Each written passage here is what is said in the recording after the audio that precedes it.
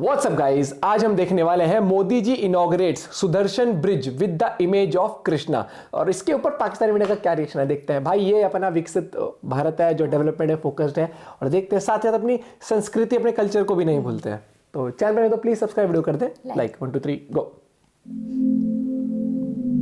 इस ब्रिज का उद्घाटन किया ना, सुदर्शन ब्रिज। और व्यू कितना सुंदर आ रहा है।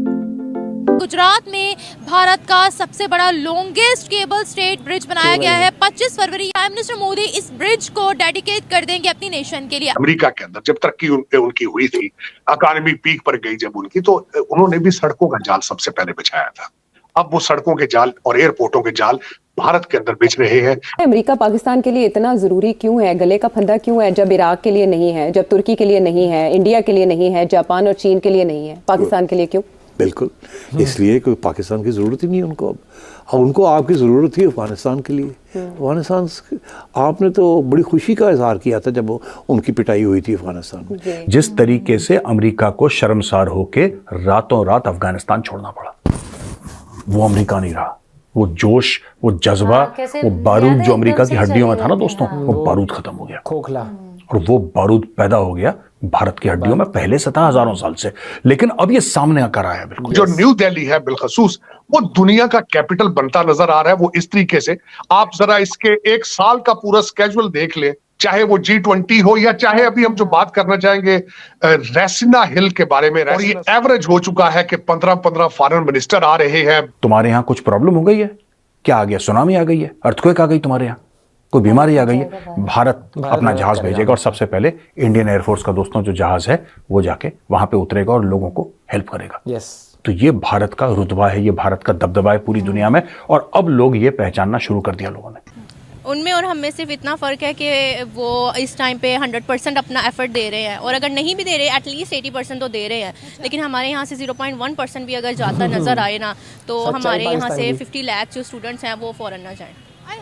0.1% भी अगर नज़र आता तो सही बात है। अच्छा, आप ये कितनी यहाँ पर तरक्की है, कैसे हम उनसे दूर हैं, मतलब इतना तरक्की? मैडम मेरे अकॉर्डिंग तो यहाँ पे कोई तरक्की नहीं है। कोई बंदा अपना फंक्शन इफेक्टिवली परफॉर्म नहीं कर रहा। यहाँ की तरक्की आप हिसाब इधर से लगा ले। मैं खुद एक LLB स्टूडेंट जिसकी 98% एज है, मैं फॉरेन जा रही हूँ, मेरा दिल नहीं करता यहाँ पे काम करने का। हमें नजर आ रहा है फ्यूचर यहाँ पे कुछ भी नहीं है। जो भी पॉलिटिशियन आता है बैलेंस फुल करके चला जाता है। आवाम का कोई नहीं सोच रहा, कोई नहीं देख रहा बिल्स का क्या रेट है, कोई नहीं देख रहा इलेक्ट्रिसिटी किस एरिया में आ रहा है, कोई नहीं देख रहा इंफ्रास्ट्रक्चर का यहाँ पे क्या हाल है। इंफ्रास्ट्रक्चर कैसा है पाकिस्तान का? मैडम इंफ्रास्ट्रक्चर है कि मुझे दिखाएं। लोग समझते हैं अगर किसी ने कोई बना दिया, कोई पुल बना दिया है, कोई ब्रिज बना दिया है, कोई मोटरवे बना दिया तो वो लीडर है। पाकिस्तानी अवाम को अवेयरनेस ही नहीं है कि लीडर्स की क्वालिटीज क्या हैं। जो हमारे बने हैं ना पुल वगैरह, वो भी कोई मॉडर्न पुल नहीं है। जी बिल्कुल, लेकिन मैडम उन्होंने करप्शन का पैसा दिखाना होता है ना कि ये करप्शन है भाई, हमारा इतना पैसा इस ओवर ब्रिज पे लग गया, हमारा इतना पैसा इस मोटरवे पे लग गया। मोटे मोटे खाते तो उन्होंने अवाम को दिखा के पागल बनाना ही है ना। ये बताएं दुनिया क्या देखती है कि पाकिस्तान में कितनी तरक्की है, किन लफ्जों में हमें याद करती है दुनिया? मैडम दुनिया इन लफ्जों में याद करती है कि दुबई जैसी कंट्री, गल्फ जो यहाँ का जिस तरह कह लंडा बना हुआ था कि लोग वहाँ पे इस तरह चले जाते थे, उस कंट्री ने हमारे पे अपने वर्क परमिट बैन कर दिए हैं। ये तरक्की का आलम है पाकिस्तान का। और मैडम मैं देख रही थी एक सर्वे भी, उसके अकॉर्डिंग अब सऊदीया भी हम पे अपने वीज़ा बैन कर रहा है, और पहले हमें किसी और कंट्री जाना पड़ेगा, उसके बाद हमें सऊदीया का वीज़ा लेना पड़ेगा। बीइंग अ मुस्लिम ये कितनी शर्मिंदगी की बात है हमारे लिए कि हम अपने होली प्लेसेस नहीं देख सकते, डायरेक्ट यहाँ से वीज़ा नहीं लगवा सकते। मैं कहती हूँ डूब मर जाना चाहिए सारे हुक्मरानों को। और सबसे बड़ी बात अभी जो लेटेस्ट है, हम स्टूडेंट हैं, हमें पता हमसे बेहतर कोई नहीं जानता। अवाम का मैंडेट छुड़ाया गया है। जो बंदा 185 सीट जिस बंदे की थी उसको, उस बंदे को आगे नहीं आने दिया जा रहा। उस बंदे को जेल में डाला हुआ है, 200+ उस बंदे पे केस डाले हुए हैं। हमें क्या पता नहीं यहाँ पे क्या हो रहा है क्या नहीं। इधर हम बात करते हैं, यहाँ पे वीगो आ जाती है। मेरे पॉइंट ऑफ व्यू से तो कोई कंपैरिजन नहीं हमारा उनके साथ बनता। आप फॉरेन चले जाए, सारी अच्छी एग्जीक्यूटिव पोस्ट पे जो है सारे इंडियंस हैं, आपको कोई पाकिस्तानी नजर नहीं आएगा। हम स्टूडेंट वीज़ा के लिए अप्लाई करें, सारी रिस्ट्रिक्शंस हम पे, इंडियंस को ऐसे स्टूडेंट वीज़ा मिलता है और हमें देखें हमारा हाल देखें यहाँ पे। ये चीज़ फेस की है? जी बिल्कुल, डेफिनेटली मैंने फेस किया। मैंने मोर देन 34 यूनिवर्सिटीज़ में जाके अप्लाई किया है। फिर जाके मुझे 3 यूनिवर्सिटी से कंडीशनल लेटर है, वो भी कंडीशनल लेटर है, अभी पूरा लेटर नहीं है। आप यहाँ से देख लें कि एक बच्चा जिसकी 98% एज है, पीछे 88% एज है, 93% एज है, अगर उसका ये हाल है तो बाकी आवाम किधर जाएगी? हाँ, जो पढ़ने में सही बात है, बाकी आवाम किधर जाएगी? उन लोगों ने क्यों इतनी डेवलपमेंट कर ली है? मेरा बेसिकली सवाल ये था। मैडम उन्होंने इतनी डेवलपमेंट मेरे अकॉर्डिंग इसलिए कर लिया क्योंकि वो अपना काम परफॉर्म करते हैं। वो लोग देखते हैं कि अगर ये मिनिस्ट्री है फलाने बंदे की है, उनकी प्रोग्रेस वो देखते हैं। यहाँ पे क्या हाल है, यहाँ पे ये आता है मियाँ जी आ गए हैं, बिरयानी बट रही है, इसी सब में मैडम सारा काम चला जाता है। यहाँ पे परफॉर्म कौन कर रहा है? उनके एक बंदा दिखाएं। उनके प्राइम मिनिस्टर मोदी ने अपनी कंट्री को संवारा है। डेफिनेटली उन्होंने संवारा है, लोगों को उनसे 100 इख्तलाफात होंगे, लेकिन मैं ये कहती हूँ कि उस बंदे ने अपने कौम के लिए काम किया है। एक कम्युनिकेशन का जाल बिछाया जा रहा था, हाईवेज का, नए एयरपोर्ट्स का। मैं इंदिरा गांधी एयरपोर्ट जब ऑलमोस्ट बिल्कुल नया खुला था, मैं तब भी आया था। I was amazed and surprised कि such a beautiful airport। फिर उसके बाद मैंने अमृतसर एयरपोर्ट देखा, एक छोटा सा एरिया, वहां पे भी एक ब्रांड न्यू एयरपोर्ट। फिर मैं जयपुर गया, वहां मैं अजमेर शरीफ गया और वहां मैंने ब्रांड न्यू एयरपोर्ट देखा। हाईवेज पे मैंने सफर किया। हमारे पाकिस्तान में तो सिर्फ एक मोटरवे है, वो भी कोरिया ने बनाई है। और एलिगेशन है कि उस डाओ से कमीशन लेकर हमारे प्राइम मिनिस्टर ने लंदन में फ्लैट ले लिए थे। लेकिन यहाँ पे तो उस तरह की बेबहा, कल मुझे किसी ने बताया है यहाँ से कि 4 ट्रैक की हाईवेज है, जो कि हजारों किलोमीटर का सफर जो है 4-5 घंटे में हो रहा है।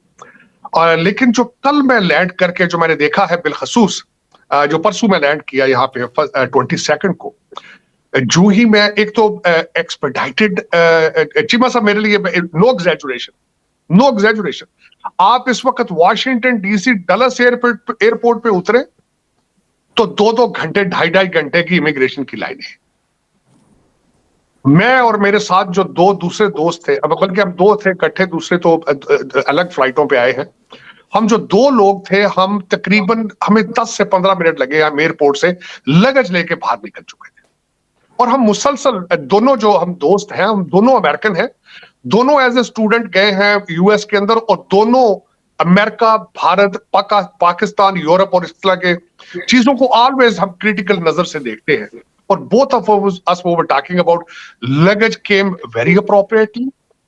और मुझे बल्कि हमने एयरपोर्ट पे खड़े होकर एक बात की थी कि right after COVID both of us we went to London. तो ब्रिटिश एयरवेज, हालांकि हम बिजनेस क्लास पे ट्रैवल कर रहे थे, ईमेल आई थी कि प्लीज कोशिश करें कि अपना लगेज बुक ना कराएं, अगर बुक कराएंगे तो वो लगेज हम टाइम पे नहीं, दूसरे दिन आपके घर डिलीवर करेंगे।